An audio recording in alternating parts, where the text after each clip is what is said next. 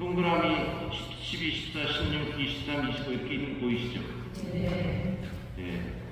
매일 미사책에도 그렇게 나오고 성경책을 큰 성경책을 봐도 이렇게 돼 있어요. 이거 왜 이런 왜 뭐라고 그런 건가요? 이거 왜 그런 거예요? 네.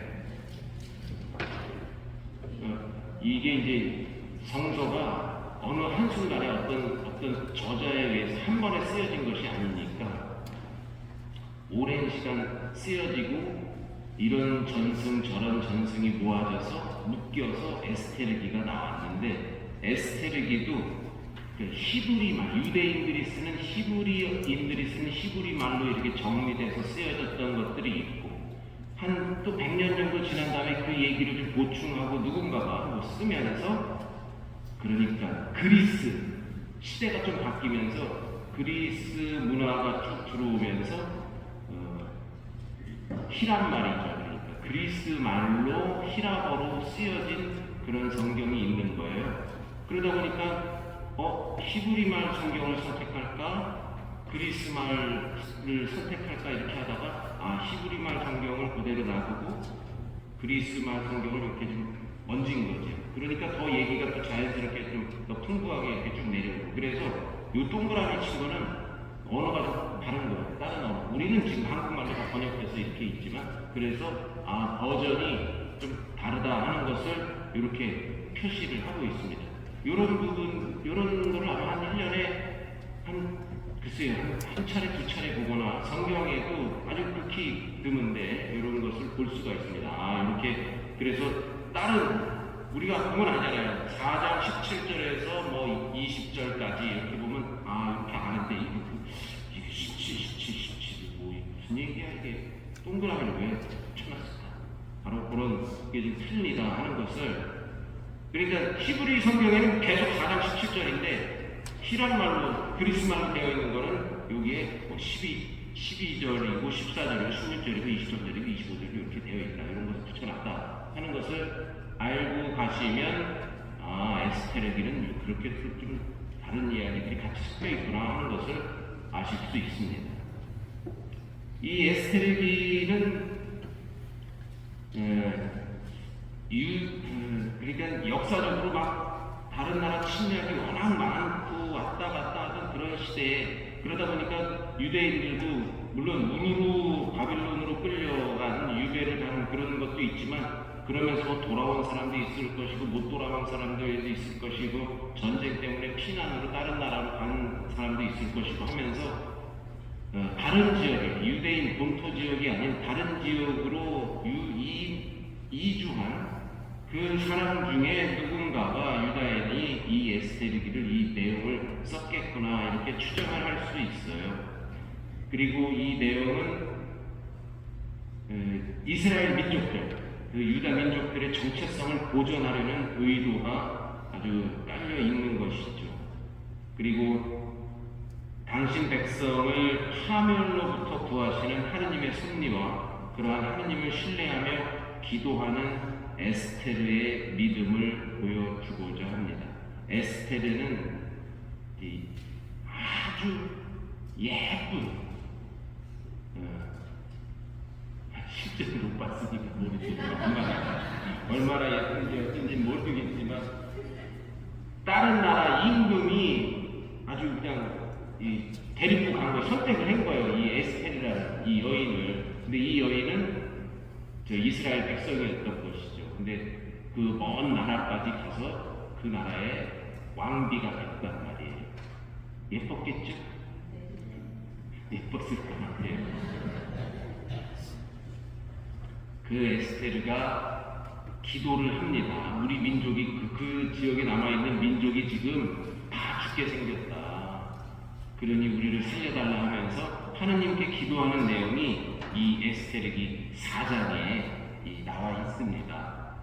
그리고 그와 관련해서 이 전통 축제가 생기는데 그냥 들어주세요. 투림절이라고 이 페르시아 임금의 이제 왕비가 되게 되는데 이 에스테르가 되게 예쁜 에스테르가 그렇게 됐는데 원래 그 나라에 있던 하만이라는 고위직 관리가 저희 유대인들을 아주 다 싹 몰살시켜야 되겠다.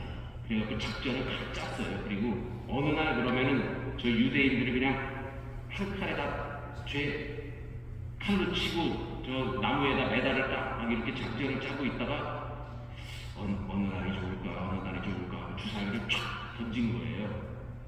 그랬더니 오늘이다. 그러니까 몇 월 며칠 딱 주사위를 딱 보니까 점괘는 보니까 주사위를 던진 거죠. 그런데 결과적으로는 그날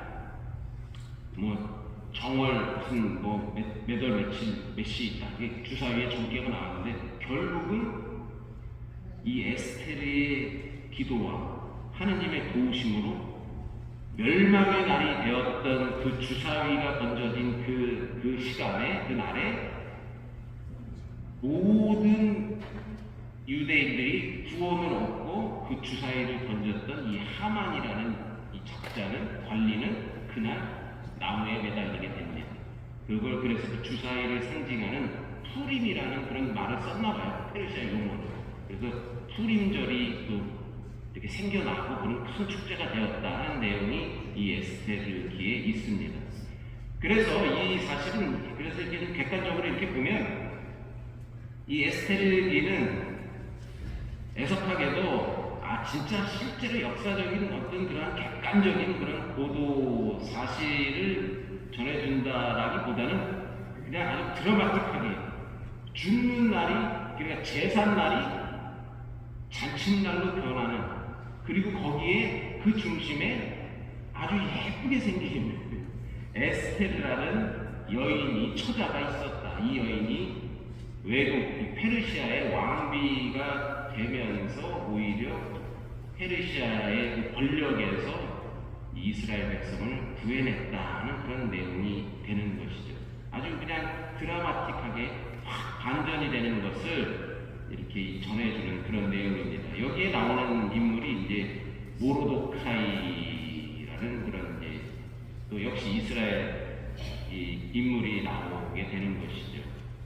그래서 에스테르와 이 모르도카이의 용기와 또 치밀한 계획으로 유다 민족이 페르시아 관리 하만의 음모로부터 구원되는 그런 과정을 이 에스테르기에 담은 것이고 오늘 우리가 들은 이 내용은 그 에스테르가 우리를 구원해 주십사 주님께 청하고 또 청하는 그런 기도를 담은 내용입니다. 그렇습니다. 여기 그래서 이 페르시아 제국의 이제 왕비가 되는 과정 또 이 유다인을 미워하는 하만의 이야기와 거기에 대적하는 그 모르도카이의 그런 모습 결국 에스테르의 지혜와 노력 그의 간청으로 위기를 빠져나가는 그러한 내용들이 이 에스테르기에 담겨져 있다. 연약한 예쁜 여인의 간절한 기도로 많은 이 백성들을 살리는 그런 내용입니다. 보세요 여러분 오늘 저는 진짜 제가 이걸 강론을 하다가 주님을 부르던 날 당신은 내게 응답하셨나이다 요거를 하려고 그랬는데 입방송으로 딱 나오는 거예요. 이야 그래서 이거를 선곡하는 사람들은 진짜 대단한 묵상가다. 이거를 1독서, 2독서, 복음, 특히 오늘 화답성, 시편 138편을 딱 보고 먼저 화답성 하기 전에 그냥 입당성으로 먼저 딱 불러버리잖아요. 아주 센스적이에요.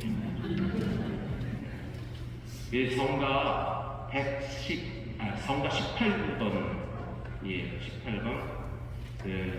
주님 제가 부르짖던 날 당신은 응답하셨나이다 하는 시편의 노래를 우리가 입당속으로 불렀습니다.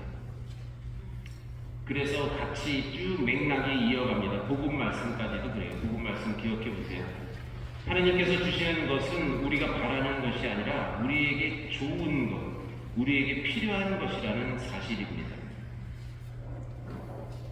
뭐 예를 들면 애기 엄마가 애기가 맨날 초콜릿만 달라고 초콜릿 엄마 초콜릿 주세요 초콜릿 주세요 그러면 맨날 초콜릿을 주겠어요?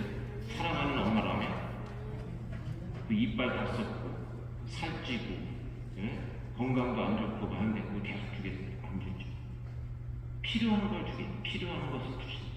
그래서 우리가 기도할 때 우리가 무엇을 청하는 것인지 정말 우리에게 필요한 것인지 아니면 어쩌면 그게 우리에게 해가 되고 독이 될 수 있는 것을 청하는 것은 아닌지 그것도 좀 생각을 하고 묵상을 해봐야겠죠. 하느님께서는 그래서 우리에게 우리가 막 달라는 것을 주시는 게 아니라 우리에게 필요한 것을 주신다는 사실. 우리가 돌을 달라고 청한다고 무조건 돌을 주시는 분이 아니라 우리가 돌을 달라 청해도 빵을 주시는 하나님. 바꿔 얘기하면 꼭 우리에게 필요한 것을 주시는 주님이시다. 그래서 우리가 기도할 때 주로 하는 기도가 이제 청하는 기도죠. 뭘 해주십사, 낫게 해주십사, 좋게 해달라 이런 기도인데 우리는 무엇을 청하고 어떻게 기도하고 있는가 그리고 무엇보다 정성을 다하고 있는가 생각해 봐야 할 것입니다. 내가 바라는 것, 좋아하는 것만 청하지 말고 내게 필요한 것을 청하는 그런 지혜도 우리가 함께 좀 간직하고 갖추어 보면 좋겠습니다.